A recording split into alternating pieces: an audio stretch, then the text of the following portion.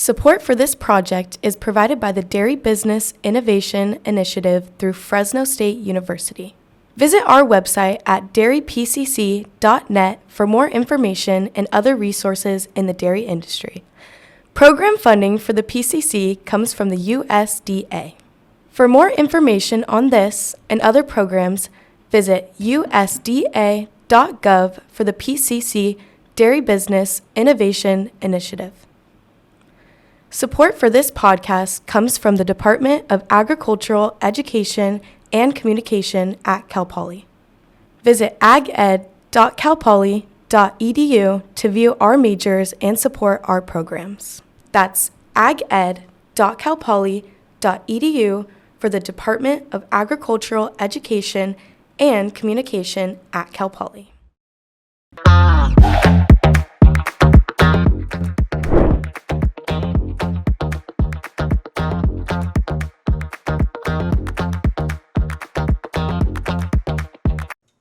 Hi everyone, welcome back to You, Me, and the PCC. I'm your host, Morgan Oliveira, and we are so excited to be here with our two very special guests. But before we get into them, I want to introduce my co-host.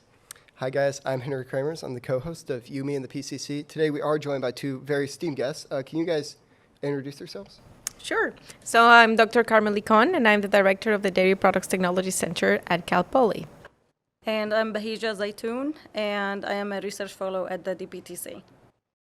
Well, thank you guys so much for being here with us today. We know you probably have a really busy schedule. I imagine the DPTC doesn't take too many breaks. So thank you for being here and for taking time out of your schedules to talk with us today. All right, and so how are you guys feeling before we get going? Just about talking about the PCC and the DPTC. We're excited to share what's going on. And just so we give clarity to our audience, the Pacific Host Coalition is in partnership with this vodcast, and it's an initiative aimed towards providing support to dairy businesses across 6 Western states, focused on products that support sustainability efforts, innovative processing methods, and product line expansion that boost profitability. We are very excited to know that the DPTC has a correlation with the Pacific Coast Coalition, being that we've heard so many good things about it, and it's been something that we've really enjoyed learning about. But before we get into anything else, we just wanted to know what's your background with the DPTC and your experiences in the dairy industry? So I have almost 18 years of experience in the dairy industry. Oh my gosh. Since I graduated from college, I'm a food engineer. And then I did my master's and PhD in Spain, all about dairy, specifically in cheese. And then I got the opportunity to work in France. Then I was an assistant professor at Fresno State, teaching dairy processing again and multiple classes. And then I joined the DPTC last year in 2023 as the director. So I've always been in the dairy industry in multiple countries. That's really extensive list of experience. So if you have any questions on cheese, you know who to ask. That's good. I love cheese. I don't know about him. Oh, I'm a huge cheese enjoyer. Yeah, well, I'll talk to you after. Yeah. Well, will this world be without cheese, right? Yeah, very true. And if you wanted to share a little bit about your background in the dairy industry, yeah. So I started research in dairy back when I was my second year in undergrad back home in Hebron University. And I graduated in 2016 and moved to the U.S., joining the MPS program that was held at the Dairy Center. And so that's when I started at Cal Poly with that program. That was a 1-year master program. And then I worked for a year at the Cremery, so I got all of the hands-on experience making cheese and making ice cream and chocolate milk and eggnog. Back then we were making I didn't know that. Wow. Yep. Was it pretty good? Did you ever try the eggnog? It was really good. It was my Really? very first time trying it ever, and it was very good. It was a thick drink, Yeah. so not everybody really had the taste for it, but I mean, it was good. Like the first time I tasted it, I'm like, maybe not. But the second time, it grew in me, so I really liked it. And so it was just a great to experience and like do the hands-on experience on all of those products that I've never seen before. Like Yeah. eggnog, it's not something I grew up with. And even the other cheeses, the most common cheese for us is similar to the queso fresco, the Mexican cheese. Yeah. That's the kind of the only thing I grew up eating and getting used to. So it was a great experience, like knowing how to process those and make them, and learning everything about this cheese by like from the start to the end. And after that experience, I went to Kansas State University and continued researching dairy. So I got my master's and PhD in food science, research in dairy. My master's was covering the dairy ingredients like whey protein isolate, and my PhD was covering the high protein drinks. It's the biggest trend nowadays. It's high protein drinks and high protein cheese and high protein of everything of dairy. I can imagine there's a lot of research that goes into all of that. Yes. So because when you increase the protein, there's a lot of things that can go wrong. Yeah. Like with the chemistry and like decreasing the shelf life of those products and stuff. So you always need to troubleshoot during processing, because with more proteins, it would make it like less heat stable. So it's not as good for the processors and the dairy industry to make it. So we always try to troubleshoot and look at the challenges that we can go through by processing those, and then solve them by the research. And it's to our understanding you still do some research now. Can you tell us a little bit about Yes. about what that looks like? So I started with I just started actually my job as a research fellow at the DPTC, working with Carmen, and my current job is covering like different processing on ice cream, cheese, and like not protein drinks. I mean the dairy beverages in general, like whatever the processors would like us to do with them. So, but mostly nowadays, I'm working on cheese. And then could you tell us about your current just duties and day-to-day operations at the DPTC? Sure. But before we get there, I would like to give you a little bit of background on what the DPTC is, so you Yeah. understand what we do, and then we can We talk would love about that. my activities. Yeah. So the DPTC is the entity that's responsible for the outreach, extension, research part of dairy foods or dairy products, dairy production. So we deal with everything that happens after we pick up the milk. We are not part of the dairy program. The husbandry dairy program is a little bit different. So this research center, its emphasis is to provide support for the industry, for innovation, for troubleshooting, as Baheeja was saying, for application projects. So everything that we do is very applied and very industry driven. We do have some research projects as well going on, but it's, again, always like very applied of what the new trends and consumers want. So with that being said, we have different pockets of activities, if we could call it like that, at the DPTC. One of our main activities in the year is a conference. So we host a conference every year, a conference that is about dairy processing, innovation, and packaging. And that's coming up in February in 2 weeks. Is it in Shell Beach? I think Yeah. I've seen like a few social media posts about that. I mean, shout out Chloe, but Yeah. I've seen a Yay. lot. I've seen a lot about that. That's Yeah, exciting. so that is our conference that we host in collaboration with the California Milk Advisory Board and the California Dairy Innovation Center. And then we have short courses throughout the year, right? Depending on the year, we have 3 to 6 short courses. So we also organize those. And then we have the application projects, as we call them, in the pilot plant, where we have customers or clients coming and asking us to support any troubleshooting that they need. So it's kind of a consultancy type of thing. So within these different pockets, my role is to coordinate everything that goes behind all these activities.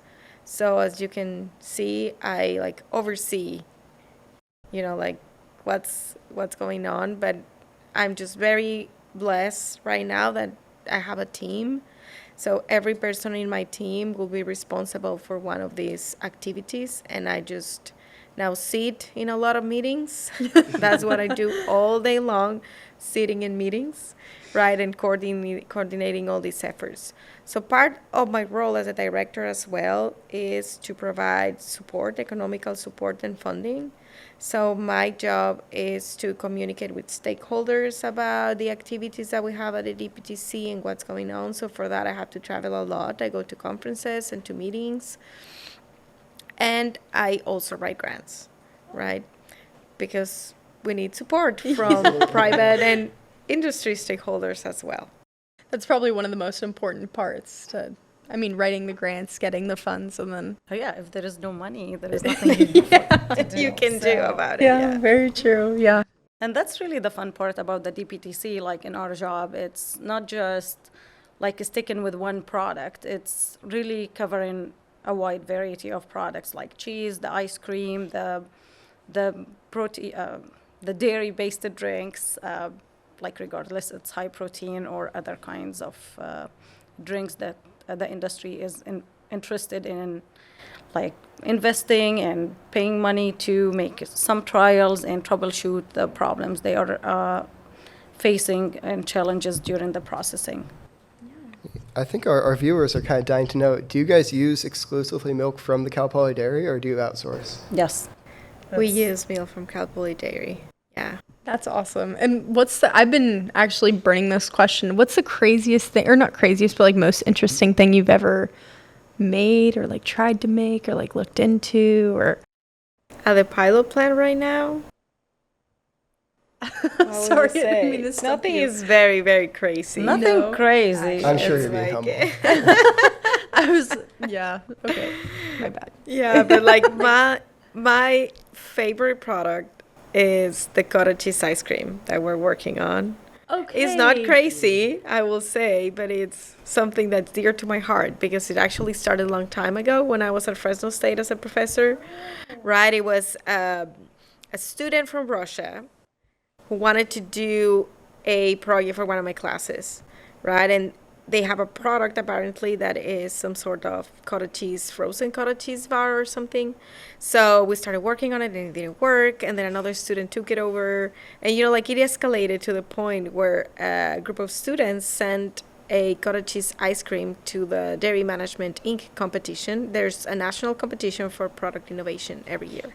So they sent it and they won second place.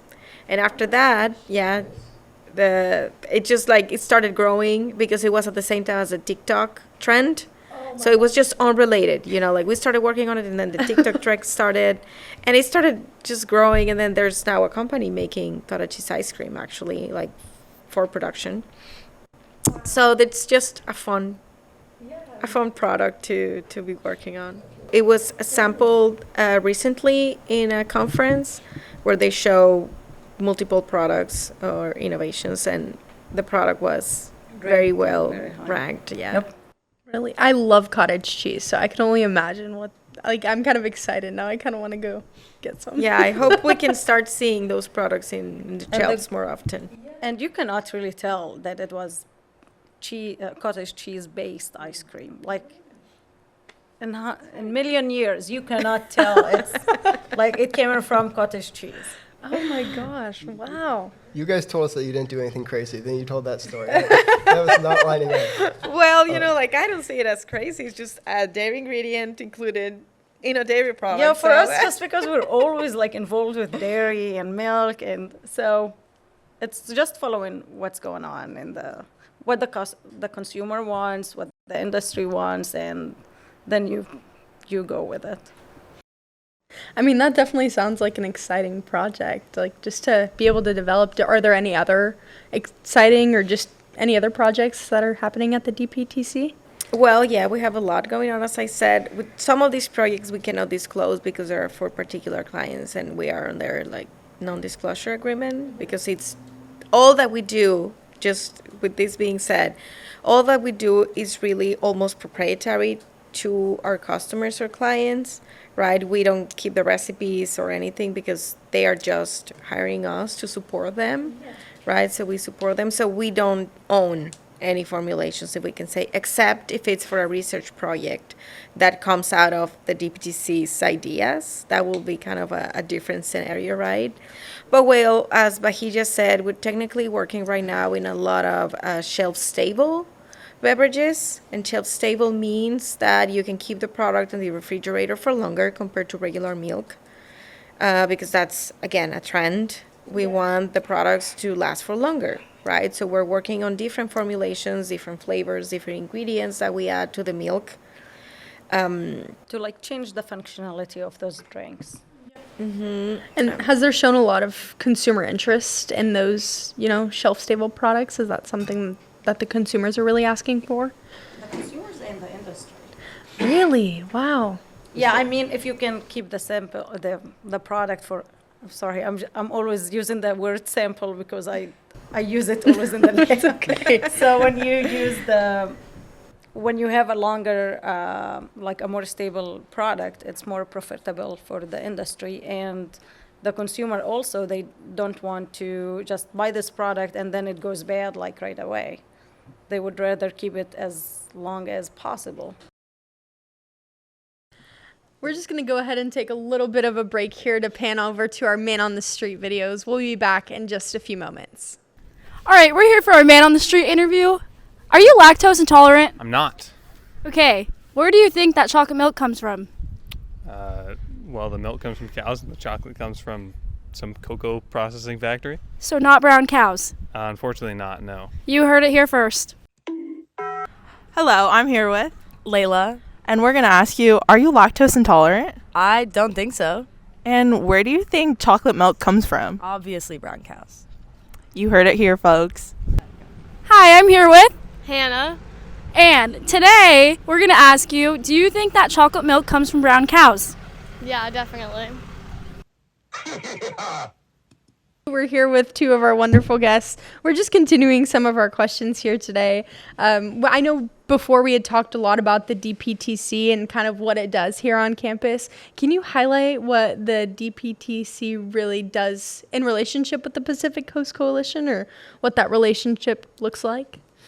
Well, the Pacific Coast Coalition is, as you mentioned at the beginning, is really a coalition of institutions that are working together for to fulfill an objective, right? And the objective is to support the dairy industry. So this money was given from the USDA to multiple institutions, 4 institutions in the United States. So we have Wisconsin, Vermont, Tennessee, and then Fresno State, who is hosting the PCC.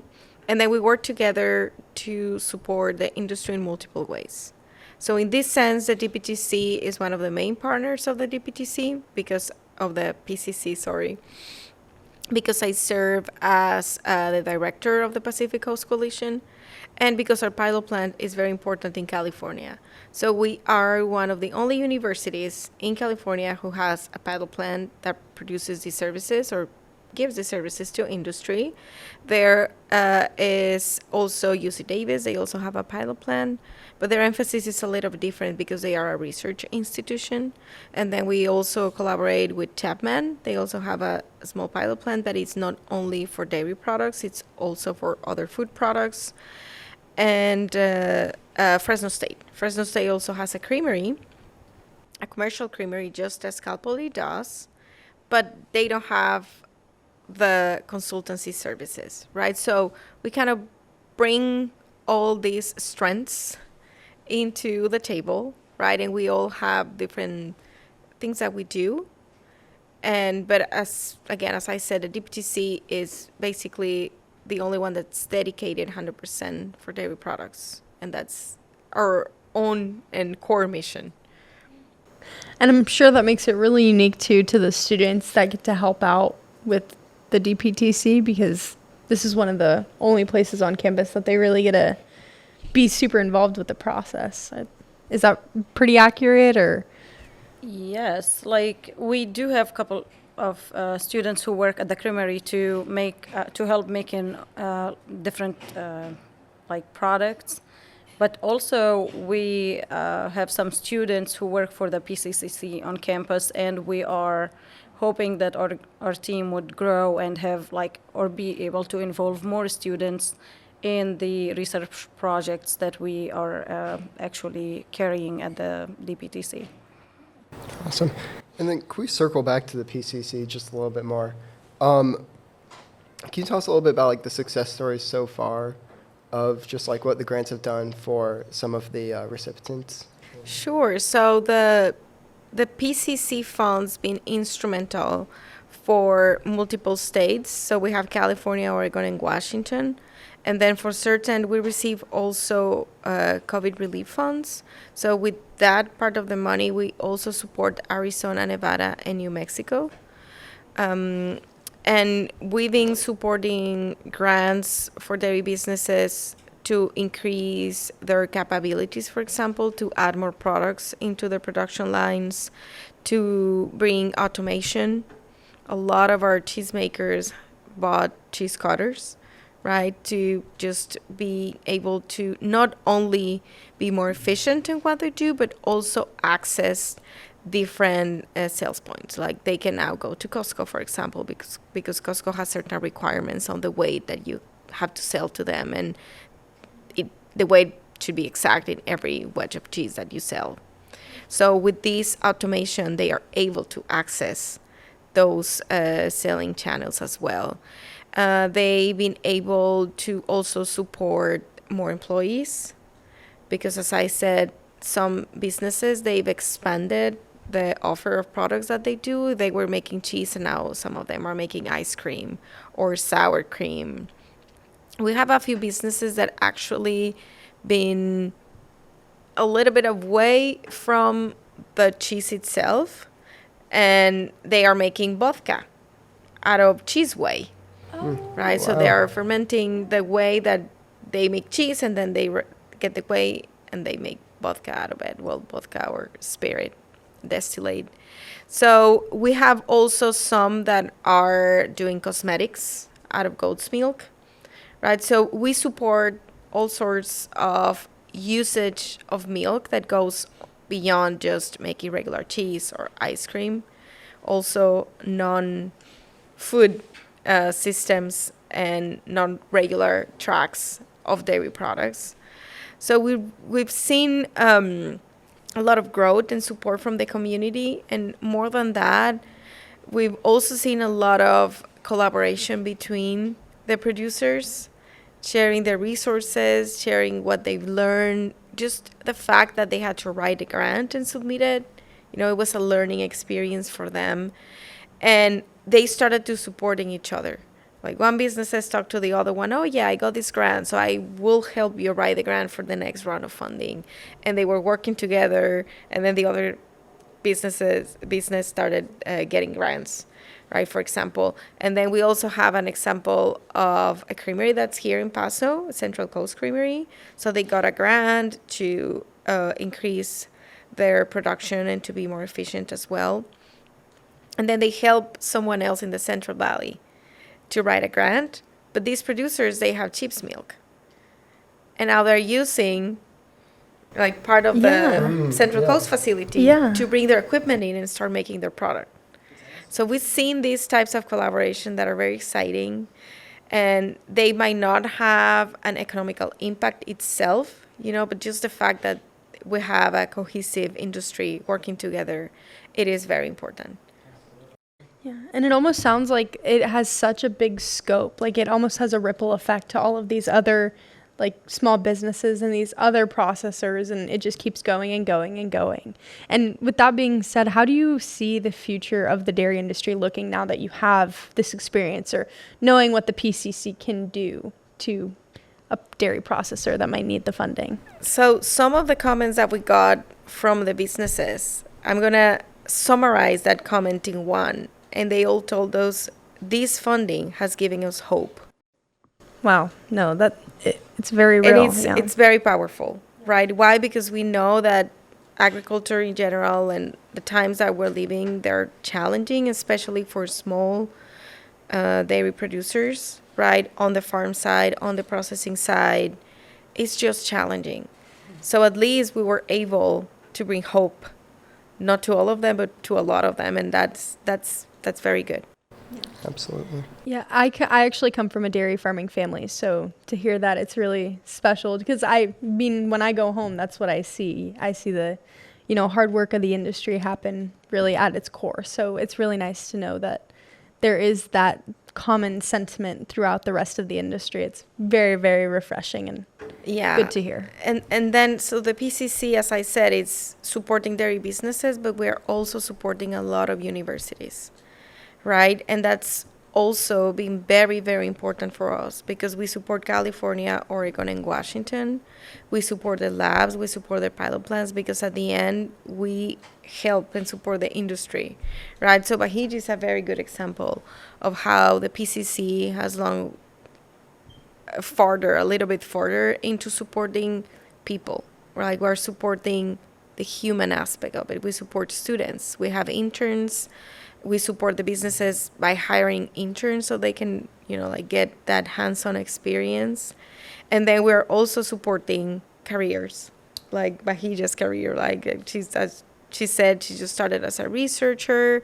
She graduated. So we are supporting multiple positions along the way. Different in level, Oregon different and aspects. Washington. Like people with graduated with degrees or undergrads who are still working on their degrees or to the level of the industry and also to the other level that goes into different schools. And what's amazing is about the PCCC is, and I've seen it actually in the conference that we went to in Fresno State where they covered about lots of things that they funded and where it helped the small dairy businesses in growing bigger or increasing their production or improving their production procedure or increase it or improving the way that they were packaging the product to make it a better for the product or better for the sustainability or making a more recyclable product or packaging.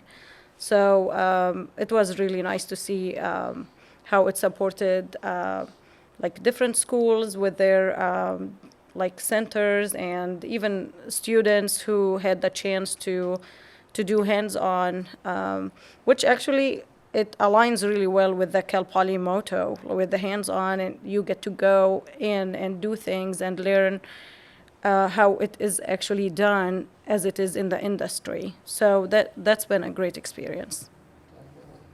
And then along the veins of supporting young farmers, we've seen the average dairy farmers getting older and older, and the small dairies are disappearing. It's mostly larger farms. Do you guys show a special preference in the PCC grants for the next generation of dairy farmers and small dairies? We don't have a special preference necessarily. So when we receive the funds, we have certain specifications from the USDA that we have to follow, and we have to stick to that. And one of the specifics of certain parts of the funds that we receive is to work with minorities, right, with veterans, and with first generation. But that doesn't mean they receive special preference. It's just we are very mindful of those applications, right? And we had some of those applications for small farmers or first generation farmers. And not all of them been successful, but some have been successfully receiving grants. And it's very good to see. We have a family in Washington who is a first generation farmers, and they have 4 kids. They're younger ages. And it's just great to see how they are engaging their whole family into this operation. It's all new for them, but you see the passion. So I guess what also unite everyone else is that we all are passionate about what we do and about the industry. And that's been very good, very good. But yeah, as you said, it's challenging, right? It's challenging to have especially younger generations wanted to come. But what's also good, in a sense, is that the younger generations might bring new ideas into the production side. So some farmers, they want to start adding value-added products, as we call it. So instead of only milking, now they're going to start making their own cheese or their own ice cream or have their own store outside the dairy, right? And that is because maybe the newer generations, they think a little bit outside the box and just ask for support. Like, what can we do to make this happen, right? No, and I do think that passion is a main driver just through everything, through the industry, through the research, through just, I mean, that's one thing that I've seen is just the passion is really just what keeps people going. So it's good to hear. We were just wondering, kind of with all of your expertise and your experience, is there anything that you think that the PCC and the DPTC have worked really well together on, or is there really a well point of collaboration? From my perspective, again, I think the fact that we have different expertise everywhere. So I am the technical person in the grant, as we can call it. Then we have Dr. Susan Fessen, who is the expert on the administration of bigger initiatives like this. So the fact that we have all these universities working together and we all have different strengths, as I said, it makes the coalition and the project very strong because we all bring our different expertise into what we do. So that is the strongest point, and that's why this collaboration between Cal Poly and the PCCs work very well, because we're very well positioned to offer the short courses that we do, to offer the technical assistance, to offer our pilot plan for the trials. Well, Fresno State's been good at finding ways to make the project management happen. How often do you say, like, would you say the collaboration is between? Is it like every day, or are they phone calls? Are they in-person meetings? All of the above. Okay. It's all kind of way. Yeah. We are like, I mean, Dr. Fessen and myself, we work together all the time. That's since awesome. the inception of the PCC. So we communicate daily, basically. And Yeah. now that we have all these moving parts with multiple people in our team, communication is very important. Yeah. So we are in constant communication. We have every week meetings. We have a monthly meeting with the other partners in the other states. And then we have events like the conference where we all get together and see each other in person and just share good stories and good laughs. Yeah. Well, that's amazing. It was really great a few minutes ago hearing about like all the things that all the positive aspects of the grant. How often are you like traveling around, or a representative from the PCC traveling around and like seeing these people and seeing the effects, and like how much contact are you in basically with the people who are receiving these grants? Oh, from the grantees? Yes. Me personally, I haven't visited all of them. Dr. Susan is more active in that realm because we have a motto that says divide and conquer. So I go to all the technical conferences and she goes to the visits. But I mean, that's part of our goals in the grant, to go and visit every single grantee. And actually this year we are organizing, we call it the PCC Gathering, where we invited all the grantees into an event that's for them, just for them to network and get to meet each other. And that's happening by the end of February. Oh my gosh. So this is really a celebration of the grant. This is something that we're not going to repeat it. It's just going to be a one time, because the grant will be over by the end of 2026. And we don't know how much funding are we getting. So for the time being, we just wanted to celebrate our success and just get together, and it was a good time for everyone. So we're getting together by the end of the month. Awesome. And you said it won't happen again, but I'm sure these people will be meeting up all the time. This community that you've mentioned a few times, it's really important in farming. Like, I mean, we talked about earlier, the struggle that we're all going through, just wherever people can lend a hand. It's great to hear you guys are doing all this. And I think in part that community together can be shared throughout that community within the PCC grantees is also seen like from the outside community, and it's seeing all of this collaboration and this, fun experience that everyone's having together. And I think it brings like a warm spirit throughout the rest of the industry in a way. I feel like it's really crucial to just build that good reputation for the dairy industry. And with that, we were just wondering, what role does the PCC play in educating the community about the dairy industry? That's a good point. We don't necessarily are very active with the community itself. That will be more of the role of the DPTC. So I guess the PCC does it through their partner institutions. We host webinars that are for free and they're on our website. This vodcast, for example, is a very good example of how the community can access. And we're actually very active on social media trying to share what we do and the activities that we do with the community as well. But we don't necessarily target the community itself. But I mean, at the DPTC, we receive groups all the time, right? We receive kids, schools, community members, and yeah, they come and they learn about what we do. So they come for tours pretty regularly? Wow, really? And this is mainly like elementary school students, or is it just kind of like everyone? A little bit of everyone. Very well, yeah. Oh, wow. Like we had younger kids and older ones, yeah. When was it in December? And even like on campus itself, like they would bring some groups also to get a tour around and get to know more about the DPTC. I'll have to take a tour sometime because now I'm really interested. Oh, yeah, sure. You have to come to our drive-thrus on Fridays. Yes, I've been a few get ice times. cream and The cheese. coffee one, I have to go get the new one, last right? week, Yes. Oh. It was great. I have a friend that works at the Creamery, and they just tell me all about the new flavors, and I'm like, oh, I'm going then. That Friday, I'm going to be there. I'm a huge fan. At work on Fridays, I'm like, oh, I just got to get through this and I can go get some ice cream. You know? And we've been actually talking about planning some kind of different activities to involve the community even more with the DPTC and like dairy products and what we have there.